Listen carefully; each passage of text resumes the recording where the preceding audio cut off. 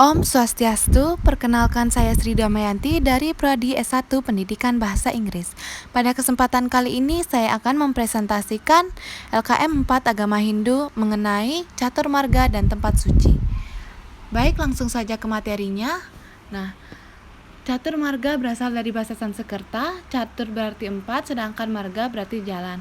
Jadi catur marga adalah 4 jalan menuju moksa dan membangun Jagadita. Catur marga juga merupakan 4 tahapan berjenjang dalam mencapai pemahaman akan hakikat Tuhan, hakikat kesemestaan, hakikat bertingkah laku, ritual, dan pemahaman tentang pengetahuan hakiki lainnya. Nah, catur marga ini terdiri dari 4 komponen. Yang pertama, bakti marga, yaitu menyalurkan atau mencurahkan cinta kasih yang tulus atau bakti kepada Tuhan atau ide Sanyang Widiwasa sebagai jalan untuk menuju moksa. Komponen yang kedua yaitu karma marga yoga, yaitu jalan usaha untuk mencapai kesempurnaan atau moksa dengan perbuatan dan pekerjaan tanpa pamrih. Nah, yang ketiga yaitu jnana marga, yaitu jalan untuk mencapai kesempurnaan dengan mempelajari ilmu pengetahuan dan filsafat pembebasan diri dari ikatan keduniawian.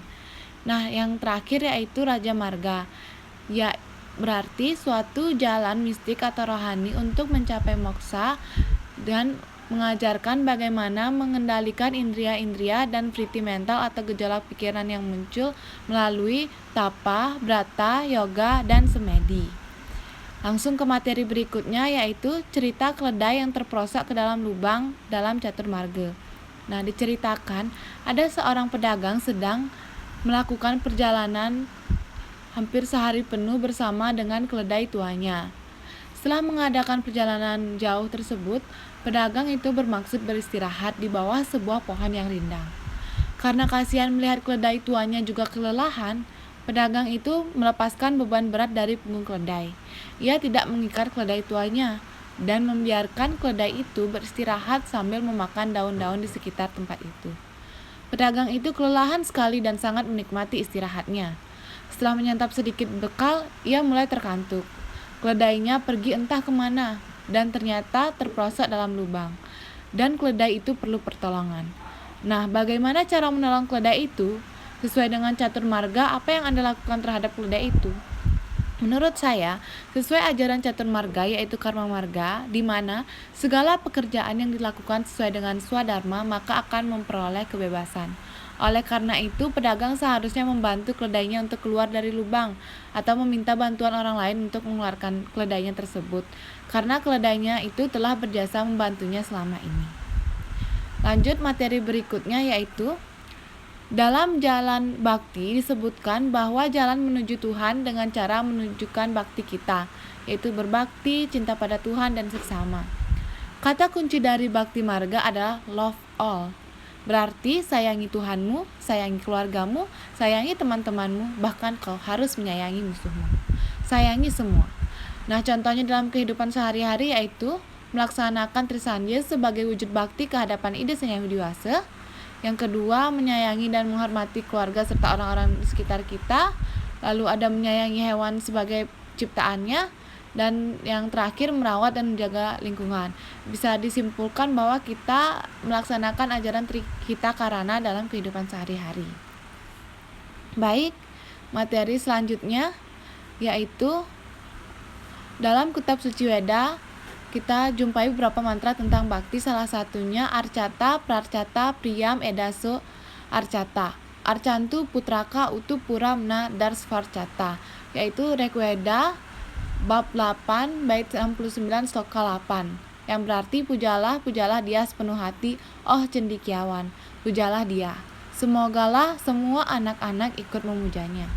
Teguhlah hati seperti kukuhnya candi dari batu karang untuk memuja keagungannya. Nah, melihat siapakah yang menyarankan dalam makna mantra itu dan siapakah yang dimaksud dengan pujalah dia.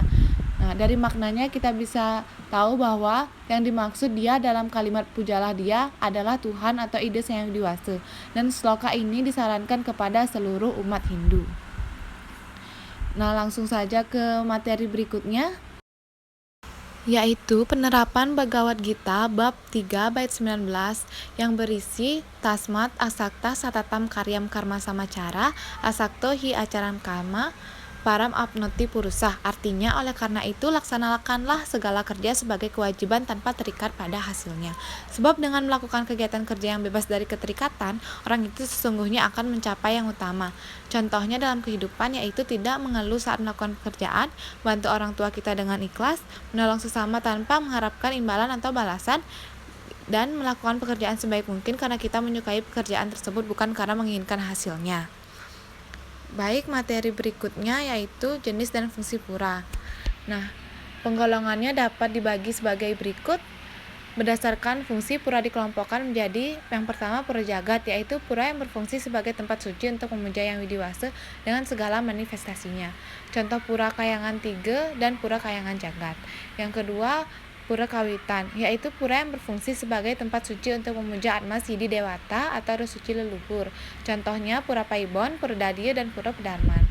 Nah, berdasarkan karakternya, pura dibedakan menjadi 4, yaitu pura kawitan untuk membina kerukunan keluarga, lalu ada pura kayangan desa untuk membina kerukunan umat secara teritorial, yang ketiga pura swagina itu membina kerukunan umat berdasarkan profesi, dan keempat, pura kayangan jagat membina kerukunan secara universal. Pertama, pura kawitan adalah pura yang penyiwinya atau masyarakat pemujanya ditentukan oleh ikatan atau wit. Nah, contohnya yaitu sanggah atau merajan, pertiwi, ibu, panti, dadia, batur, penataran dadia dalam dadia, dan pura pedarman. Untuk pura kayangan 3 yaitu merupakan tempat pemujaan bersama umat yang berada dalam suatu desa pekraman. Contohnya pura kayangan 3, pura penataran, dan pura lain sesuai dengan sejarah desa pekraman bersangkutan. Tiap-tiap jenis pura ini mempunyai simbol untuk pemujaan pada manifestasi Tuhan sebagai berikut. Pura Desa Balai Agung linggih Dewa Brahma, pura Puseh linggih Dewa Wisnu, pura Dalem linggih Dewa Siwa, dan pura Prajapati linggih Dewi Durga. Nah, selanjutnya ada pura swagina. Pura ini dibangun sesuai dengan kesamaan profesi untuk membina kerukunan profesional. Misalnya pura melanting dibangun untuk para pedagang, dibangun di hulu atau tengah pasar untuk pemujaan Tuhan sebagai Dewi Laksmi. Lalu ada pura suba untuk pemujaan para petani, untuk memajukan fungsi pertanian dan memakmurkan masyarakat. Nah, contohnya pura ulun danu subak penggarap sawah, pura alas arum subak penggarap ladang, pura melanting pedagang, pura segara nelayan.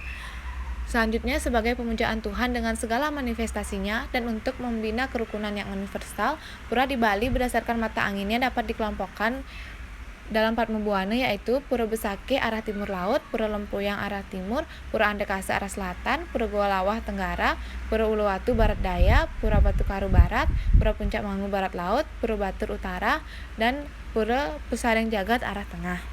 Baik, sekian dari presentasi saya. Saya mohon maaf jika ada kekurangan di dalamnya.